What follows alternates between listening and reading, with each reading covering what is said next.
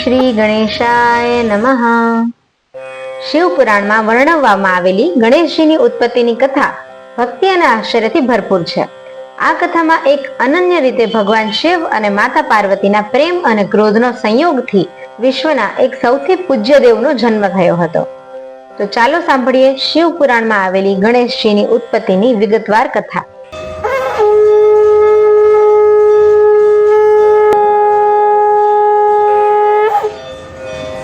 એક સમયે જ્યારે માતા પાર્વતી સ્નાન કરવા જઈ રહ્યા હતા ત્યારે તેમણે પોતાના શરીરના મેલમાંથી એક બાળકને ઉત્પન્ન કર્યું.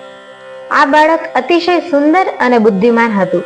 માતા પાર્વતીએ બાળકને ઘરનો પહેરેદાર બનાવીને કહ્યું કે મારા આવતા પહેલા કોઈને ઘરમાં પ્રવેશ કરવા ન દેવો. થોડીવાર પછી ભગવાન શિવ ઘરમાં પ્રવેશવા માંગતા હતા, પરંતુ બાળકે તેમને રોકી લીધા. આ પર શિવજી ક્રોધિત થઈ ગયા અને બાળક સાથે ભયંકર યુદ્ધ કર્યું. બાળકની શક્તિ અને બુદ્ધિ જોઈને શિવજીને આશ્ચર્ય થઈ ગયું. તેઓ બાળકને પરાજિત ન કરી શક્યા. આ ક્રોધમાં આવીને શિવજીએ તેના ત્રિશૂલથી બાળકનું માથું ધડથી અલગ કરી દીધું. જ્યારે માતા પાર્વતીજીને આ વાતની જાણ થઈ ત્યારે તેઓ અતિશય ક્રોધિત થઈ ગયા. તેમણે સમગ્ર સૃષ્ટિનો નાશ કરવાની ધમકી આપી. દેવતાઓ ભયભીત થઈ ગયા અને દેવર્ષિ નારદ પાસે ગયા. નારદજીએ દેવતાઓને સલાહ આપી કે તેઓ માતા પાર્વતીની પ્રાર્થના કરે. દેવતાઓએ માતા પાર્વતીની પ્રાર્થના કરી અને તેમને શાંત કર્યા. શિવજીએ વિષ્ણુજીને આદેશ આપ્યો કે તેઓ ઉત્તર દિશામાં જઈ સૌથી પહેલા જે હાથી મળે તેનું માથું કાપીને લઈ આવે. વિષ્ણુજીએ આજ્ઞા પાડી અને હાથીનું માથું કાપીને લઈ આવ્યા. શિવજીએ તે હાથીનું માથું બાળકના ધડ પર જોડી દીધું અને બાળક ફરીથી જીવિત થઈ ગયું, પરંતુ હવે તેનું માથું હાથી જેવું થઈ ગયું. માતા પાર્વતીએ ખુશ થઈને બાળકને પોતાની પાસે બેસાડી દીધું, પરંતુ તેમને એ વાતનું દુઃખ હતું કે લોકો તેમના બાળકને જોઈને મજાક ઉડાવશે તો. શિવજીએ માતા પાર્વતીને આશ્વાસન આપ્યું અને કહ્યું કે આ બાળક દેવતાઓમાં શ્રેષ્ઠ હશે.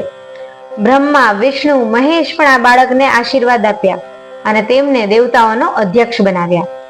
શિવજીએ બાળકને આશીર્વાદ આપતા કહ્યું, હે ગણેશ, તું વિઘ્નહર્તા છે. તારા વિના કોઈ શુભ કાર્યની શરૂઆત થઈ શકશે નહીં.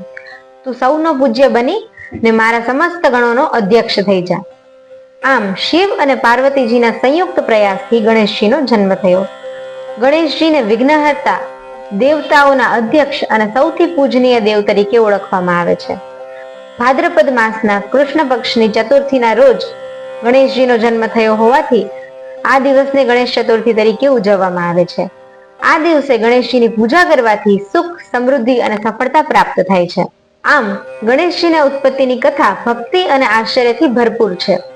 આ કથામાં એક અનન્ય રીતે ભગવાન શિવ અને માતા પાર્વતીજીના પ્રેમ અને ક્રોધના સંયોગથી વિશ્વના એક સૌથી પૂજ્ય દેવનો જન્મ થયો હતો.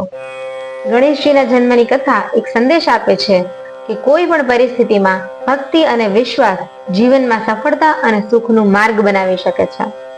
દર્શક મિત્રો, જો તમને આ વિડીયો ગમ્યો હોય તો આ વિડીયોને લાઈક કરજો. તમારા સ્નેહીજનો સાથે ગણેશજીની આ કથા શેર કરજો. કમેન્ટ કરીને અમને જણાવજો કે તમને ગણેશજીની આ કથા કેવી લાગી. તો મળીએ છીએ હવે અમારા આવનારા વિડીયોમાં. ત્યાં સુધી રાધે રાધે.